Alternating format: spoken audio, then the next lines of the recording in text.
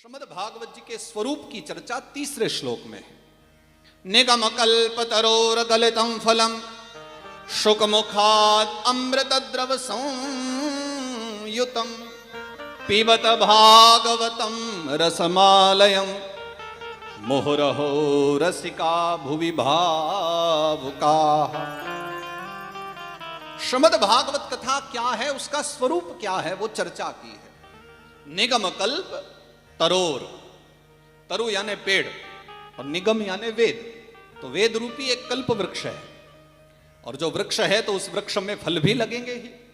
तो निगम कल्प तरोर और तस्य गलितम फलम श्रीमद् भागवतम। वेद है एक बड़ा सा कल्प वृक्ष और उस कल्प वृक्ष का जो फल है वो है श्रीमद् भागवत कथा। पर विशेष बात यह है आप सबके लिए कि पेड़ में लगे हुए जितने भी फल हैं ना, वो सब के सब जो फल हैं उनके अंदर गुठली छिलका बहुत सारे विकार भी रहते हैं।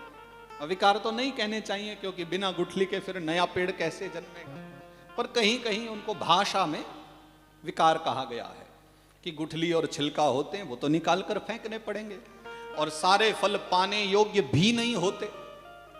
अब गोला सब थोड़े ही ना खा सकते हैं, जिनके दांत ठीक ठाक होंगे वही खा सकते, पर कुछ फल ऐसे भी तो होते होंगे ना जिनको सब पा सके, जिनमें ना गुठली हो ना छिलका हो। एक ऐसा भी तो कोई दिव्य फल हो, उसके लिए भागवत जी की रचना हुई है। ये एक ऐसा फल है कि जिसमें कोई गुठली छिलका नहीं है, मात्र ग्रहण करने योग्य है। और उससे भी अद्भुत बात तो ये है कि ये पीने या खाने योग्य फल नहीं है। फल को या तो खाया जाए या पिया जाए, पर ये न खाने योग्य है न पीने योग्य है। बोले फिर सुनने योग्य है। श्रृणुतम भागवतम रसमालयम। बोले लेकिन भागवत जी में लिखा तो पिबत भागवतम है तो सुनने योग्य। वो कथा को पिया थोड़े ही ना जा सकता, कथा को सुना ही तो जाता है कानों से, लेकिन भागवत जी में सुनने के विषय में नहीं लिखा। भागवत जी में लिखते हैं कि पिबत भागवतम रसमालयम, पियो, इसका पान करो, क्योंकि श्रवण की हुई वस्तु स्मृति से जा सकती है, लेकिन पी हुई वस्तु, जो ग्रहण की हुई वस्तु है, वो सदा उदर में निवास करेगी, जा करके अपना लाभ करेगी। इसलिए कथा को सुन करके और बाहर नहीं निकालना है। कथा कानों से जाए और वापस भी निकल जाए, हृदय से चली जाए, ऐसा ना हो, बल्कि ग्रहण करने के बाद ये हृदय में बनी रहे, अपना लाभ दिखाए, इसलिए कथा है।